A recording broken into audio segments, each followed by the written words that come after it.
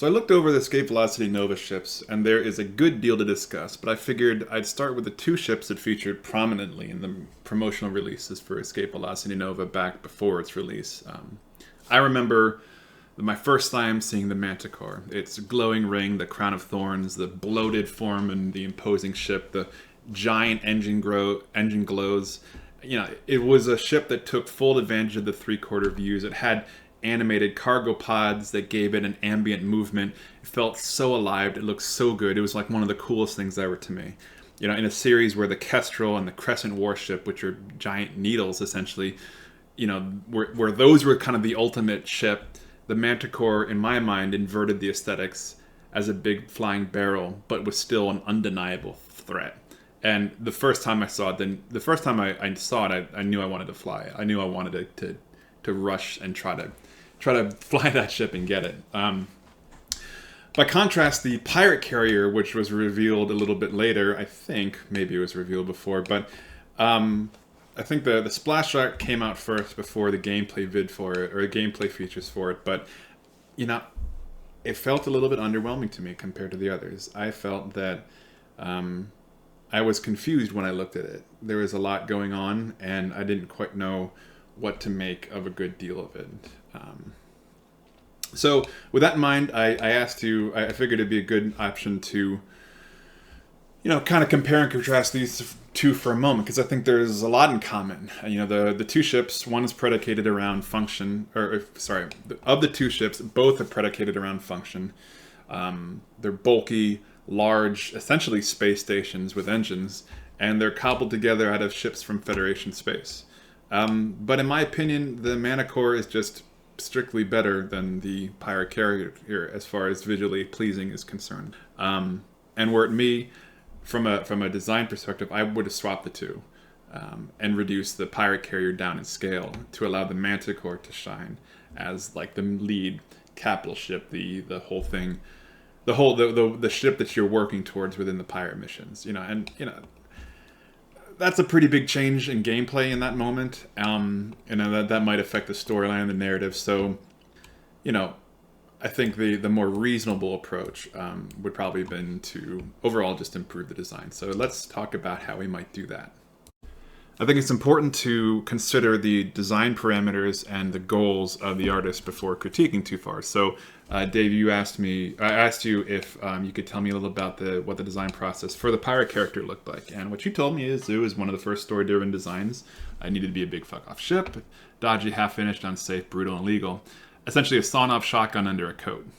And I think from the perspective of the narrative, if memory serves me, it's kind of a hero ship. And in that regard, because of its hero ship, I decided to try to break it down a little bit into its constituent components. I think half-finished and brutal, dodgy is kind of a halfway point between them.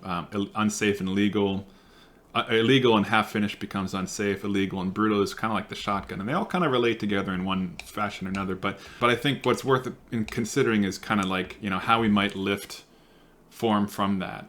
And I think, were it me, I might think about maybe using an odd design for dodgy, asymmetry for unsafe or half-finished, dark for illegal, sharp or harsh edges for threatening forms like that for brutal and illegal.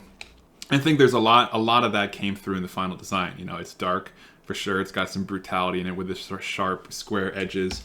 It's a little bit of an odd design. It felt to me, it felt a little bit unbalanced. And there's some asymmetry on the vertical axis on it, which I think all kind of play into it well. And so, I think it's worth considering as we move forward how we might think about the keywords that make up the design and what their hierarchy might look like. I tend to start at a baseline 70-30 for just about everything. Or is half finished the key thing? Is brutal the key thing? Or is illegal the key thing? And depending on which one you go with, you could have two different variations outside of that where brutal and half finished are inverted, right? So you have if illegal is the first one, half finish is the next important read, and then brutal is the third one. Then you have a series of kind of references you can put together. So with that in mind, let's move on to some of the strengths. a lot of the strengths of the design lie in the macroforms, which are the larger forms that make up the ship as a whole. I think they kind of come together in a very pleasing way. Most specifically, the engine array for me is one of the more interesting features of this very large capital ship, because this sort of large array here has a tendency to look like a spider queen or an insect that is sending out its little spiders, webs, or whatever to go and trap someone before it can walk over and plunder the place. I think, on top of that, the textures that make it up give it an ominous, threatening feel with these kind of large cooling fins in the back and the black-red dichotomy of color there. It's a dark ship, and as a result of that, it's undoubtedly going to read as a negative entity. So I think from the perspective of transmitting the notion of it being a pirate ship, I think it did really well, and I think that there are some really cool macroforms inside of this design that work excellently. With that said, I think there are a number of areas that we could design, where the design could be improved and really let some of the strengths of it shine. I think there are 3 general elements that, if addressed, would greatly improve the overall feeling of the pirate carrier. In order of importance, I would say those are hierarchy of function, hierarchy of form, and then scale cues. So when I talk about hierarchy, I just want to, for clarity's sake, I want to be sure that this is sort of what I'm looking at. If there are 3 elements that make up a ship, or 3 keys or themes, then they should have a relationship to one another that is understandable and digestible by our end user, our viewer. So within the context of function, I think we can break it down to what the ship does. The ship is a carrier of fighters, it is a nuclear weapons platform, and is a long-range engagement platform within the context of the game. I might ask, what is the most important aspect of this design? Given that it's the carrier, I'd say that it's a carrier first, and then given the uniqueness of the EMP torpedoes in the game, that'd be the second most important feature. The long-range engagement is a given, essentially, for larger ships. So with that in mind, this is sort of how I kind of read it right now. If this is our full read, it's there's the carrier, kind of shows, there's nuclear weapons platform that I don't really see in game until it's blowing up next to me, and I'm wondering what that gigantic blue shockwave is. And then there's long-range engagement, which I think we can see by just how it fires and more or less holds back until it wants to engage with somebody. And then the other thing is, I get a big read of speed because it's got these giant fuck-off engines in the background, which are bigger and more prominent than any other capital ship in the game, or at least up until this moment. In most cases, capital ships' engines, even the Manticore, the Manticore's engines, are 30% of the ship, whereas the pirate carrier's engines are essentially 50% of the ship. So I would say that given that speed and engines doesn't really factor into both the narrative, the gameplay, nor the design intent of the game, that part more or less get eliminated entirely. And then what remains is this final, what remains to us then is this sort of, these 3 elements that I've kind of outlined before. And right now they're relatively evenly distributed, with, nuclear weapons platform being kind of a tertiary element. So my proposal would be to shift that around so that we are mostly carrier, followed by nuclear weapons platform, and then long-range engagement beyond the outside. And so the existing ship, these definitely read as carrier. These turrets read as long-range engagement, and then this part reads as the EMP tubes. Notice that the things that I've circled inside of this, there's a whole half of the ship that's just there, that doesn't have any implicit purpose or use behind it. I mean, one might say that these are some kind of weapon tubes, and that might, feed itself into long-range engagement. But again, these larger back pieces don't necessarily have a lot of overt function, again, beyond speed. So here's what I do. I would repurpose the engines into launch bays. instead of being launch bays, instead of, the engines could just be down here, similar to what we see with the Fed carrier, where they exist to show the acceleration. But really, these large, massive, unique forms on the ship, those should drive our primary function and narrative element of the ship forward. So these become launch bays. Maybe there's 4 of them. Maybe they're all kind of bundled together so that the fighters would come out of here. They fly out that way. Which, given most of the carriers in the game have fighters flying up for the front, would provide kind of an interesting, a little bit of a different design, which would again help support some of our elements here about being half finished or illegal or otherwise dodgy and unsafe, right? Like maybe launching sideways is a really bad idea because, as the ship rotates, it makes for a really hard landing bay. Or maybe it makes a lot of sense. It's one of those things that kind of could help set it apart from, not your typical shipwrights.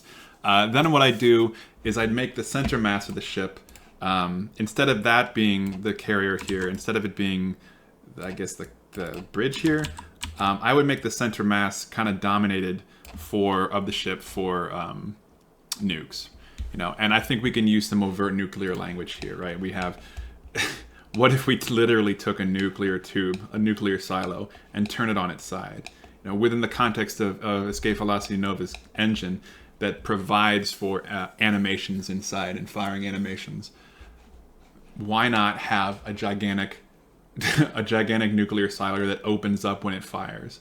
And then from that point, we can bolt on our tertiary things, which are long-range engagement here. And, they could maybe more or less stay the same.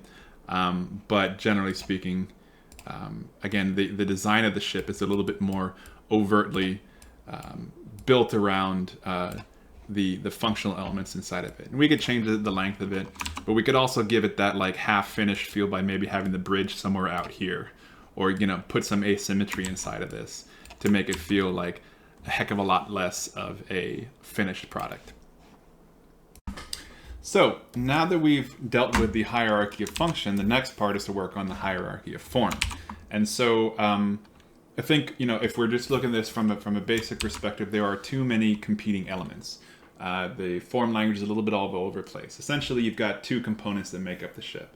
There are these sort of large, round, capsule-like features that make up the back ship with some kind of similar stuff back there. And then you've got these large cube shapes that build the front of the ship.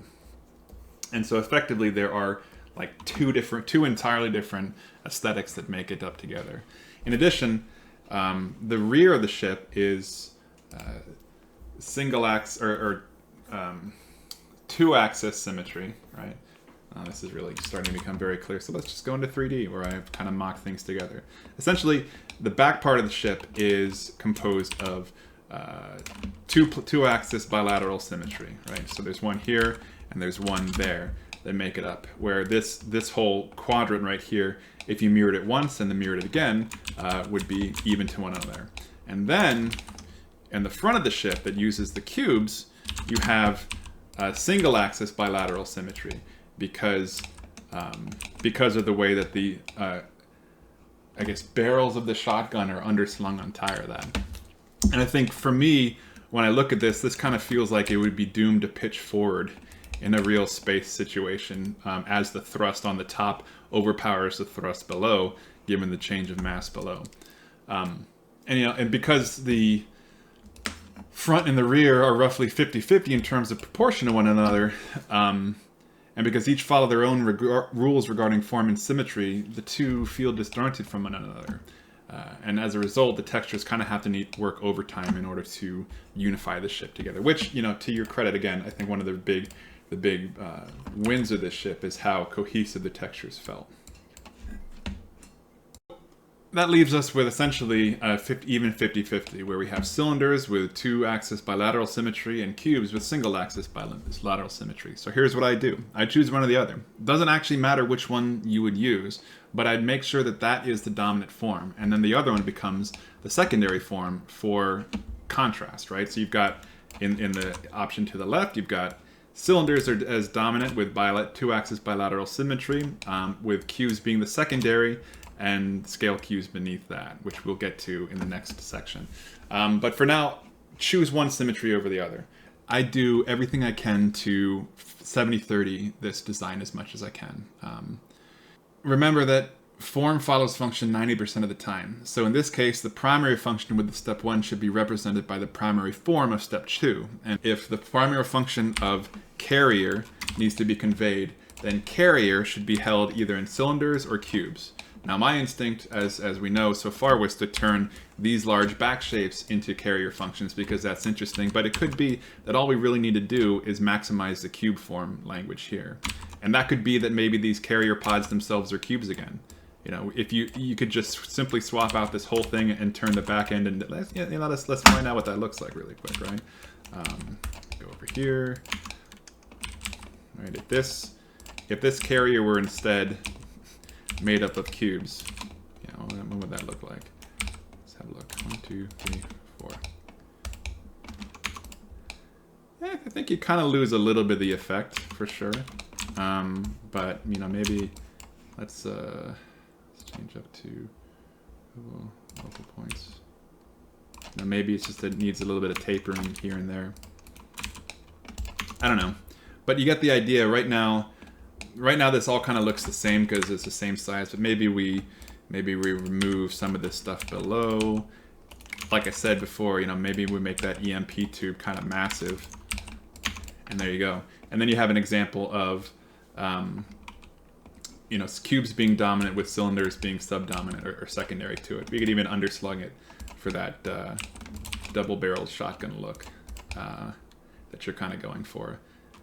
Or, you know, the opposite, right? Where maybe we don't necessarily want the cubes anymore, but we want to make the cylindrical shapes more dominant. I think, you know, there's a number of different ways you can go. My first instinct right there is that doesn't feel as good as far as like the overall design is concerned. But I think there is, you know, there would need to be some pushing and pulling to kind of make it work anyway. All right, so with the forms describing the function, remember that art exists to enhance the read of game design, and the two working in harmony together make gameplay.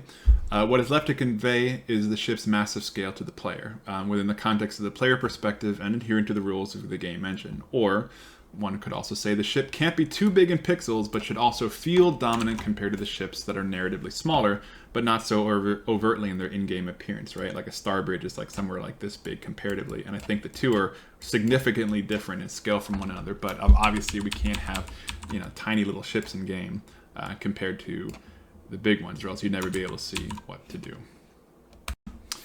So with the function and the form cues kind of addressed, let's move on to the final aspect that I think could really help improve it, which is establish more effective scale cues.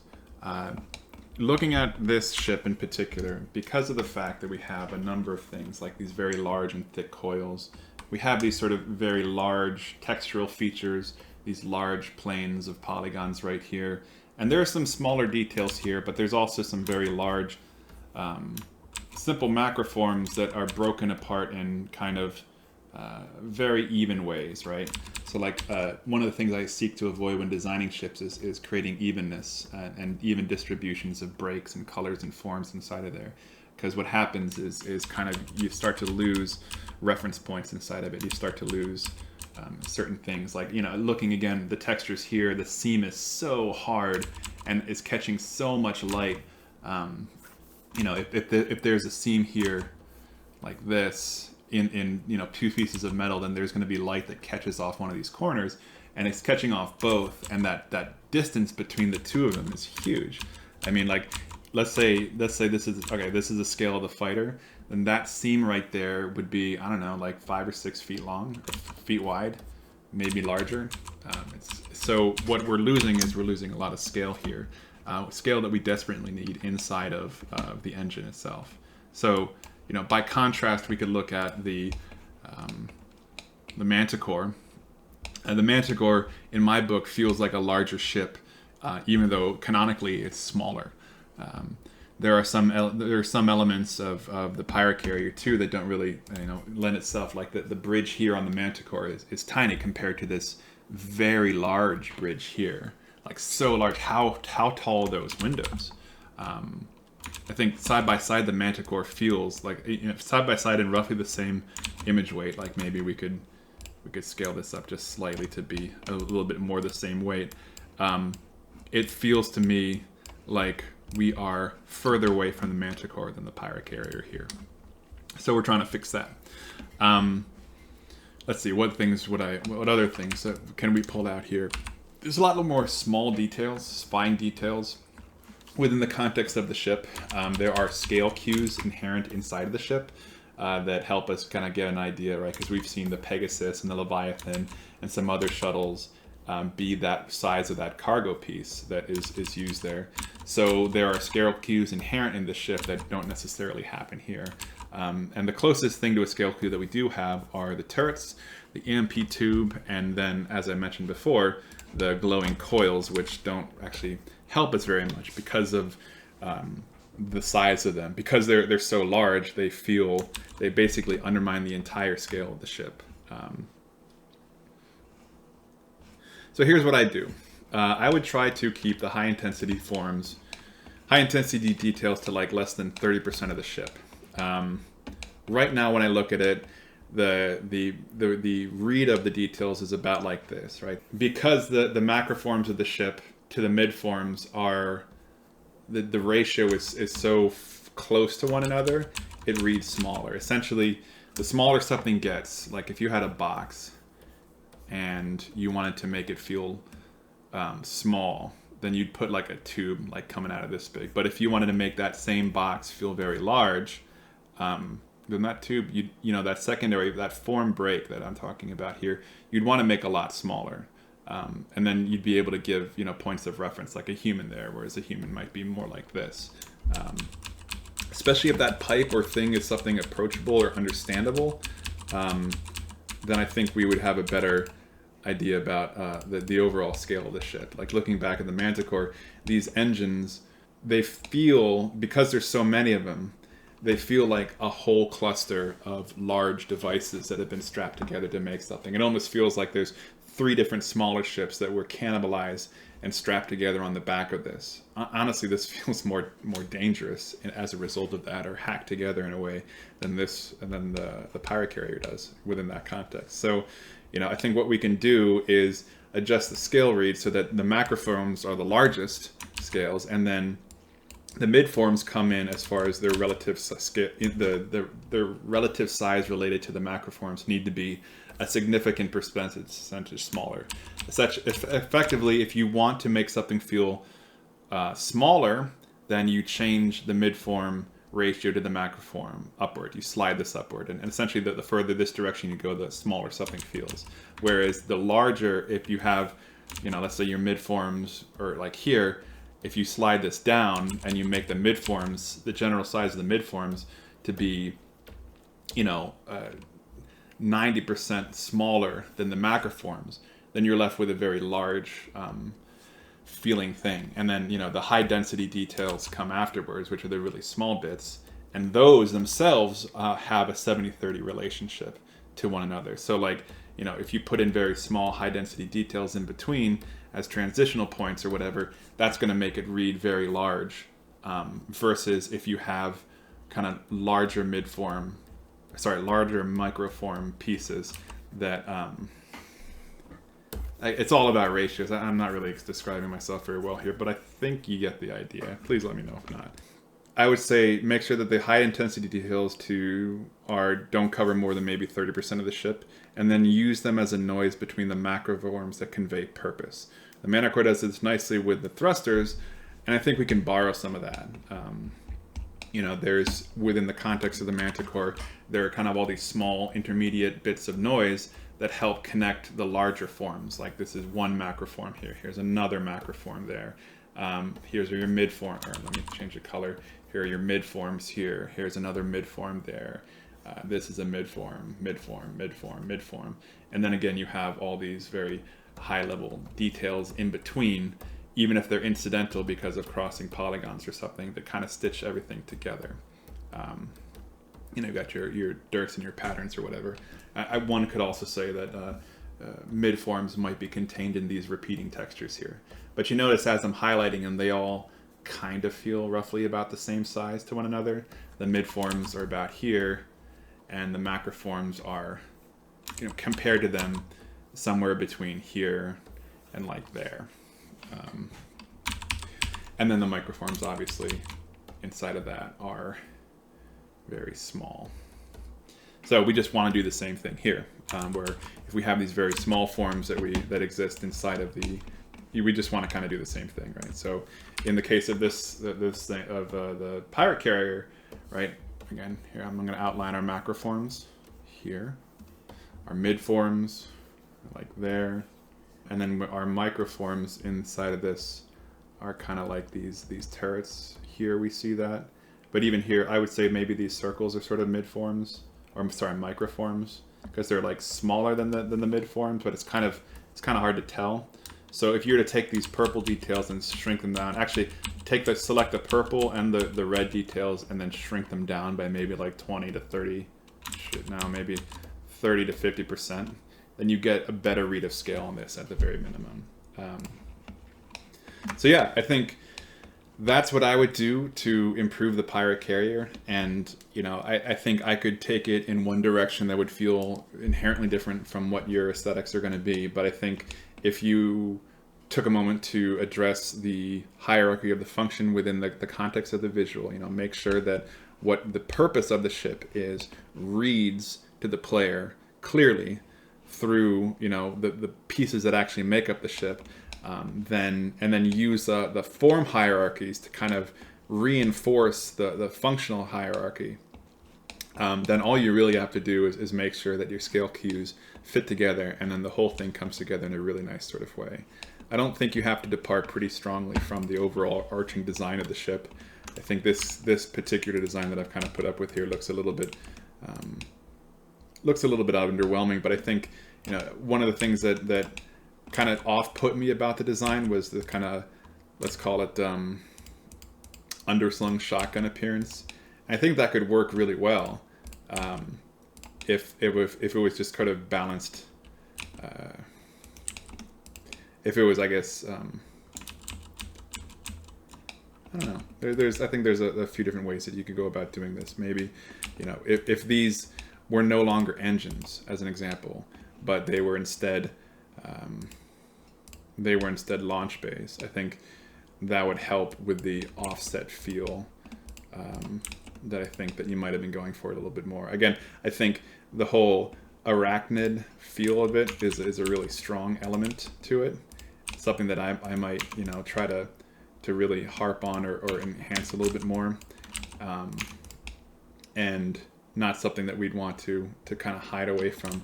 But I think there's also an opportunity to really highlight one of the crazier parts of this ship, which is that it shoots fucking nukes. You know, this is not a luxury ship. This is the basics of a ship that has fighters that it launches and a nuke that it can also launch. And it launches two different things, and then it sits back and waits until all the dirty work is done before it comes in and does everything else. Anyway, that's sort of my thoughts on the pirate carrier and the Manticore, which are, I think, two emblematic ships within the pirate shipyard of Escape Velocity Nova. This game was sort of like one of my big inspirations to getting into the video game industry, and it's really interesting to come back and kind of, you know, rehash some of the ship designs that stuck with me for a long time.